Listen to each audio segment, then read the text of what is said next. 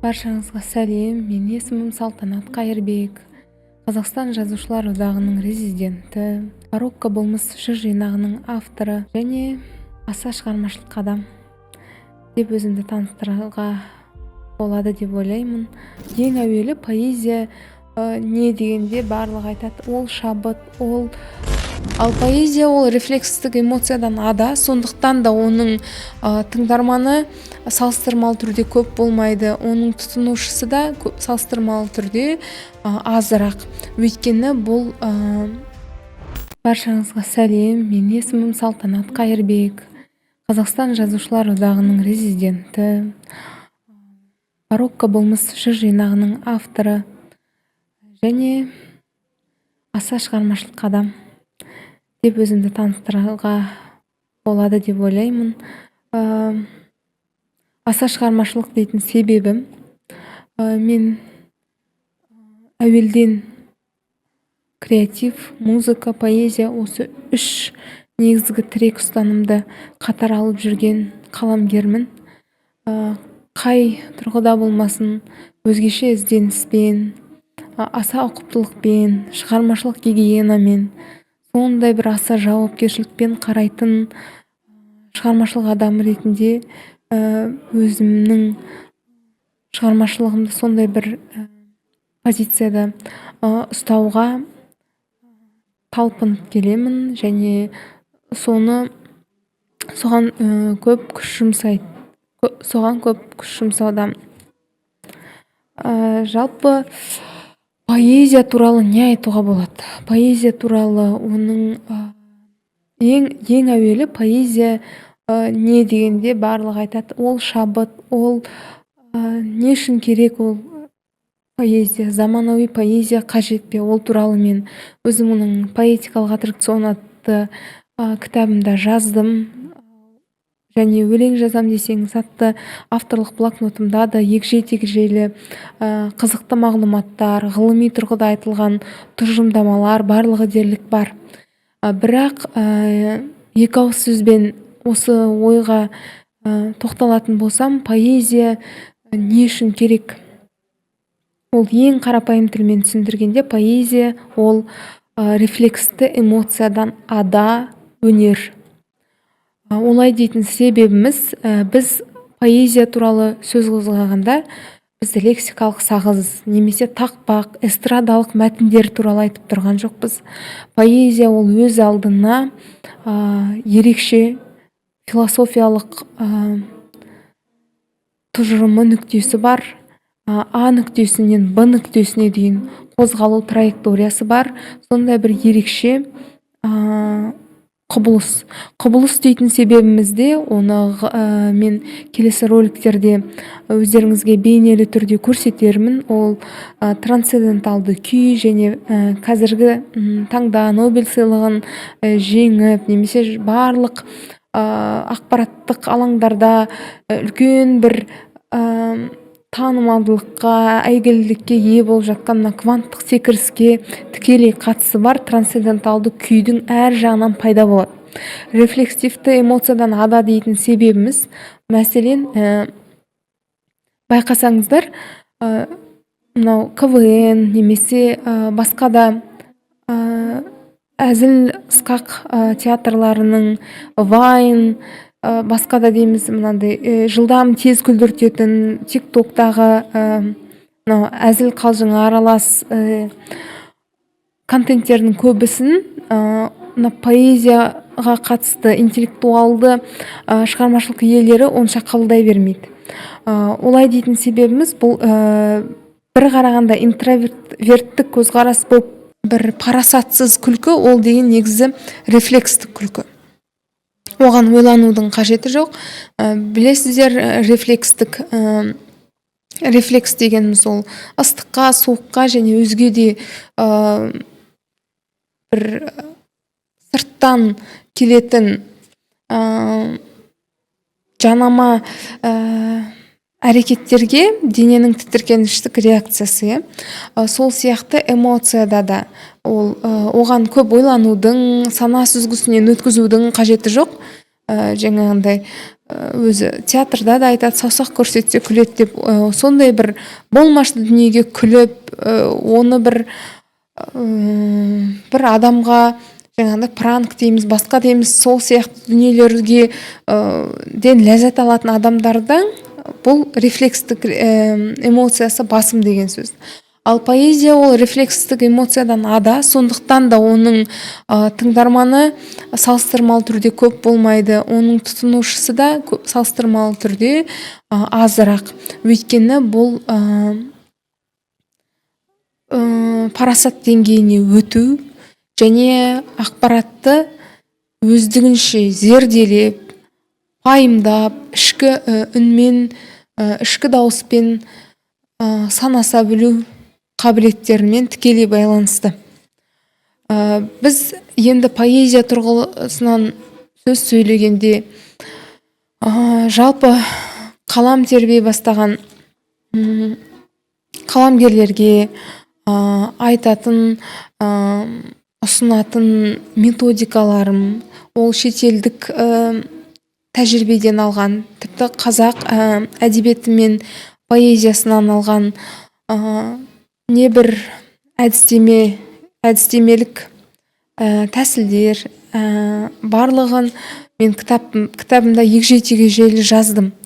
Жалпылама дерек беретін болсам, біз қазір лирикаға, одан кейін философиялық өлеңдерге, балалар әдебиетіне және шығармашылық гигиенаға қатысты осы 4 тақырып бойынша аз кем әңгіме өрбітсем деймін. Кімге қызық бола жатса, одан әрі қарай менің осы кітабыма, бәлкім осы поэтикалық аттракцион деген сайт ашылып қалар. Сол жерден де толығырақ ақпарат алып таныса жатарсыздар. Енді өздеріңіз білесіздер, ақпарат көзбен көріп оқитын ақпарат болады және тыңдауға арналған ақпарат болады. Мен енді бұл жерде сіздерге тыңдауға, көзбен видеодан көруге арналған ақпаратпен бөліскенім абзал деп шешіп отырмын. Өйткені қазір біз көркемдегіш образдар, метафоралар, ақ өлең, қара өлең, олардың формасы, Нобель сыйлығын алғандар, алмағандар, оның барлығын талдап жатуға шынымен де қазір уақытпен біздің мүмкіндігіміз оған сай келмей тұр. Дей тұрғанмен тыңдауға лайық, кішігірім, қызықты, бірақ өзекті ақпаратпен бөліскім келеді. Ол ең бірінші лирика өлеңдері. Лирикаға қатысты кез келген ақын өлеңді меніңше қазіргі заманауи поэзияның бірден бір қателігі оның оқылуында деп ойлаймын. Ең бірінші біз көбінесе театр актерлері болсын, немесе осы ақындардың өзі болсын, өлеңді мәнерлеп оқитындар болсын, ер адамдар өлеңді арқырап оқу, ал қыздар өлеңді сыңсып оқу позициясын ұстанады. Мен қазір енді шамам жеткенше сіздерге бір мысал келтіре отырайын. Содан сіздер айырмашылығын түсінерсіздер деп ойлаймын. Мәселен, сіздердің баршаңызға таныс жай ғана бір Мұқағалидың бір лирикалық өлеңінен үш түрліде оқимын. Сіздер бағамдай отырыңыздар. Арқырап оқу. Мен бұлай оқуға қарсымын. Мәселен, сенің көзің түпсіз терең, тұңғиықтан жаралған деген тармақты оқып көрейік. Бізде көбінесе жігіттер, ер адамдар осы лириканы 95% осылай оқиды. Сенің көзің түпсіз терең, тұңғиықтан жаралған, сонда жатыр менде жүрген орындалмас бар арман. Сенің жүзің көктегіннен. Бұл арқырап оқу немесе бір төніп оқу. Бұлай оқудың қажеті жоқ.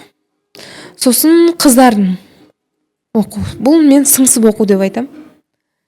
Сенің көзің түпсіз терең тұңғиықтан жаралған, сонда жатыр менде жүрген орындалмас бар арман.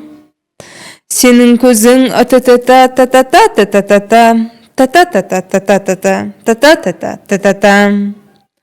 түсініп отырсыздар, иә? Ал енді қараңыздаршы, тура осы өлеңді бұдан да жақсырақ оқуға болады. Және мен олай оқудың ең қарапайым үлгісін көрсетем. Бірақ сіздер егер де менің айтып тұрғанымды түсініп алсаңыздар, сіздер менен де әдемі оқитындарыңызға ешбір күмәнім жоқ. Сенің көзің түпсіз терең тұңғиықтан жаралған, сонда жатыр менде жүрген орындалмас бар арман. Немесе қайттан тағы бір мысал келтірейін. Өмір сүрдім өзіңменен, елеңдетер енделес, сені сүйген кезімде мен періштедім пендемес. Бұл арқырап оқу. Енді сыңсып оқу. Өмір сүрдім өзіңменен, елеңдетер енделес, сені сүйген кезімде мен періштедім пендемес. Бұл сыңсып оқу. Енді өмір сүрдім өзіңменен, елеңдетер енделес, сені сүйген кезімде мен періштедім пендемес. Айырмашылық бар ма? Қалай ойлайсыздар?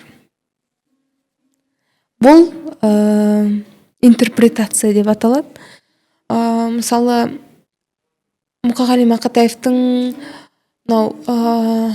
кішкентай бала туралы өлеңі бар. Өзінің баласына арнаған өлеңі.